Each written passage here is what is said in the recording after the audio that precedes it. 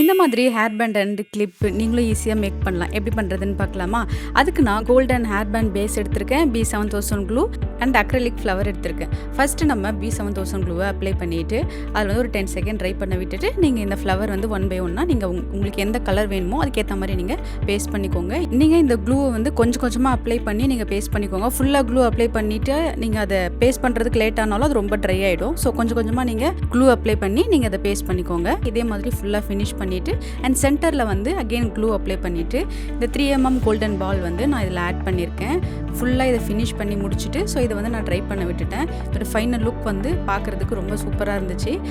And இதே மாதிரி 2 golden allocator clip எடுத்து ஸோ அதுலேயும் இதே மாதிரி ஃப்ளவர்ஸை பேஸ்ட் பண்ணிவிட்டு அண்ட் சென்டரில் வந்து கோல்டன் பால் பேஸ்ட் பண்ணி ஃபினிஷ் பண்ணிவிட்டேன். இதோட ஃபைனல் அவுட்புட் இப்படி தான் இருந்தது.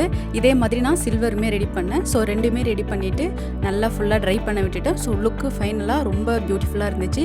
இந்த மாதிரி நீங்களும் மேக் பண்ணணும்னா இதுக்கான எல்லா ரா மெட்டீரியலுமே நம்ம வெப்சைட்டில் அவைலபிளாக இருக்குது.